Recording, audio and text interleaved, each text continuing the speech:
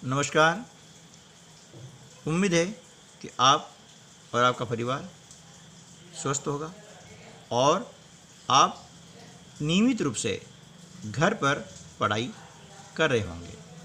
यदि नियमित रूप से पढ़ाई कर रहे हैं तो आज हमें अभ्यास क्रमांक 115 निकालना है।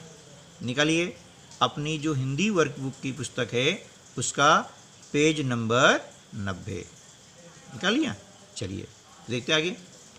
अब देखिए कि अभ्यास क्रमांक 115 इसमें क्या है, स्कूल और रसोई घर शब्द पढ़कर आपको कौन कौन सी चीज़ें याद आती है उनके आपको नाम लिखना है।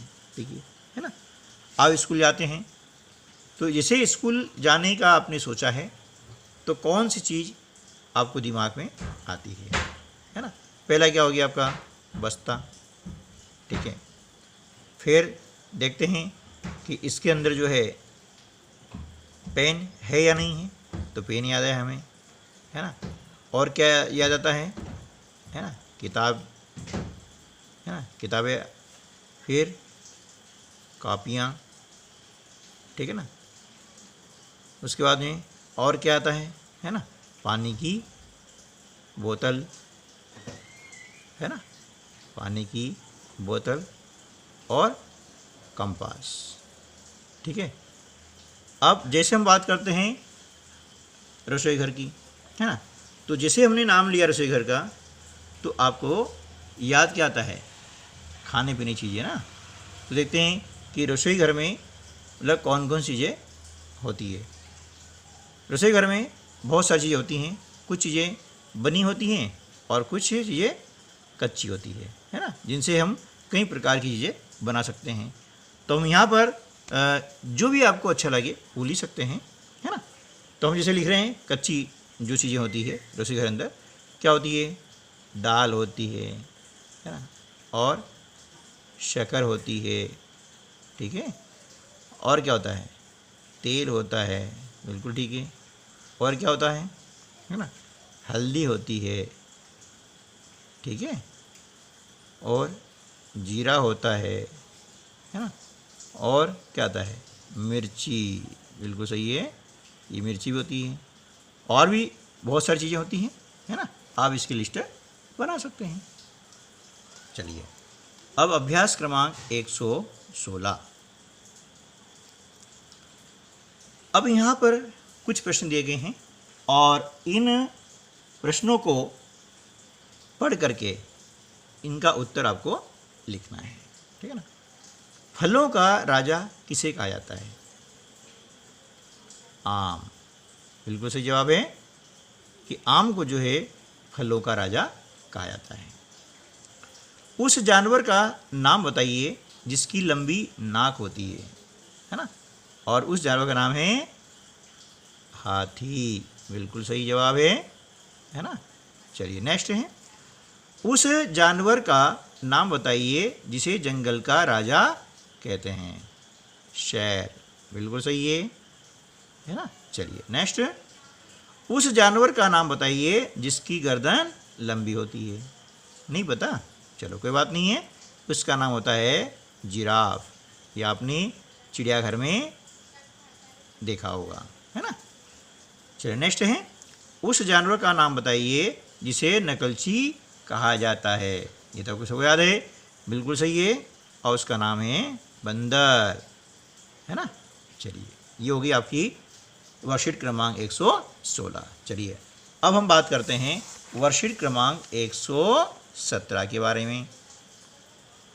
देखिए यहाँ पर कुछ जानवरों के नाम दिए गए हैं और उन जानवरों के बारे में आपको एक एक पंक्ति लिखना है, यानी एक वाक्य लिखना है। जैसे बकरी, अब बकरी के बारे में आप कुछ भी लिख सकते हैं कि बकरी एक पालतू जानवर है ना, बकरी घास पत्तियाँ खाती हैं, बकरी दूध देती हैं, है ना। इस प्रकार से कोई सा भी एक वाक्य आप लिख सकते हैं। जैसे मैं यहाँ पे लिख रहा हूँ कि बकरी घास खाती है ना, ठीक। हिरण, अब हिरण के बारे में आप लिख देंगे मैं आपको यहाँ लिख रहा हूँ कि हिरण है ना जंगल में रहता है ना।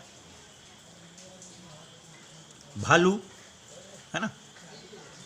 अब भालू के बारे में क्या लिखेंगे कि भालू जो है ये एक मांसाहारी जानवर है ना, और ये भी जंगल में रहता है। हम लिख सकते हैं कि भालू है ना मांसाहारी है या है ना जंगल में रहता है, मांसाहारी जानवर है। ठीक है। हाथी है ना, हाथी का विशालकाय शरीर होता है ना, या हाथी की लंबी सूंड होती है ना।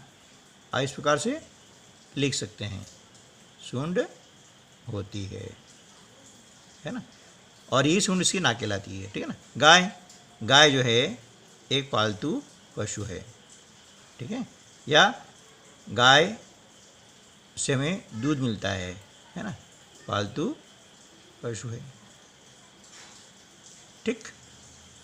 अब नीचे आपको कुछ जानवरों के नाम दिए गए हैं और आपको बताना ये है कि वे जानवर क्या क्या खाते हैं। यह है शेर। शेर क्या खाता है? मांस है ना, किसी भी जीव जंतु को मार करके वो खाता है। कुत्ता रोटी भी खाता है और मांस भी खाता है, ये है ना। ठीक है। घोड़ा, घोड़ा है एक शाकाहारी है, इसलिए हमेशा वह घास खाता है ना। बैल, बैल भी हमेशा घास खाता है, इसलिए वह शाकाहारी है। लोमड़ी, लोमड़ी क्या करती है कि ये छोटे प्राणी जैसे चूहे हैं, मेंढक, गिरगिट, खरगोश आदि को खा जाती है, यानी यह भी मांसाहारी है। यानी क्या खाती है? मांस खाती है। ठीक है ना। चलिए नेक्स्ट हम चलते हैं अभ्यास क्रमांक 118। अब देखिए यहाँ पर एक समूह दिया गया है और इस समूह में 4 शब्द दिए गए हैं। आपको 3 शब्द एक जैसे मिलेंगे, मतलब उनमें कोई न कोई समानता होगी, और चौथा जो शब्द है वह इनसे अलग है यानी असमान है। तो उस अलग शब्द को आपको छांट करके यहाँ पर लिखना है। ठीक है ना। अब चूहा, बिल्ली, गिलहरी और कबूतर। और इसमें असमान क्या हो गया? कबूतर, क्योंकि कबूतर क्या है? पक्षी है ना। ये पक्षी उड़ता है, जबकि चूहा, बिल्ली, गिलहरी उड़ती नहीं है ना। तो यहाँ पर आ जाएगा कबूतर। ठीक है ना, इस प्रकार से। अगला है खजूर, नारियल, अंगूर और आलू। ठीक है। अब यहाँ पर आलू अलग शब्द है, क्योंकि यह ज़मीन के अंदर रहता है और बाकी ये जो फल होते हैं ये ज़मीन के ऊपर होते हैं। तो आप यहाँ लिख देंगे आलू, लिख देंगे ना। ठीक है, यहाँ पर आपको लिखना है आलू। ठीक है, इस प्रकार से ये हो गया असमान शब्द यानी अलग हो गया है ना। अगला है महल, स्कूल, अस्पताल और जंगल। अब यहाँ अलग क्या हो गया? जंगल हो गया है। ये सभी क्या है? कहीं ना कहीं है ना दीवारों से बने होते हैं। इनमें सब में दीवारें होती है, जबकि जंगल में कोई दीवार नहीं होती है ना, कोई छत नहीं होती है ना। जबकि महल में, स्कूल में, अस्पताल में दीवारें होती है, छत होती है, एक छोटी सी जगह होती है निश्चित, और जंगल निश्चित नहीं होता है। इस प्रकार से ये क्या हो गया? असमान हो गया यानी अलग हो गया। आपको यहाँ लिख देना है जंगल। ठीक है। अगला चांद, सूरज, नदी और तारे। हम देख रहे हैं चांद, सूरज और तारे ये आसमान में होते हैं, नदी आसमान में नहीं होती है, इसलिए अलग हो गया है नदी। आपको यहाँ लिख देना है। ठीक। अगला है सिपाही, राजा, रानी और राजकुमारी, है ना। तो राजा, रानी और राजकुमारी ये समान हैं, और सिपाही क्या है? इनकी सुरक्षा के लिए होता है ना, वो इनसे अलग है। तो यहाँ पर आ जाएगा सिपाही। ठीक। अब अभ्यास क्रमांक 119, इसमें क्या करना है देखिए कि आपको पहेली बनानी है। पहेली मतलब ऐसी शब्दावली कि उसका कुछ अर्थ निकले। उदाहरण के लिए मैं आपको बता देता हूँ कि पहेली कैसे बनाती हैं, है ना, और कैसी होती है पहेली, है ना। इसका अर्थ आपको देखना है।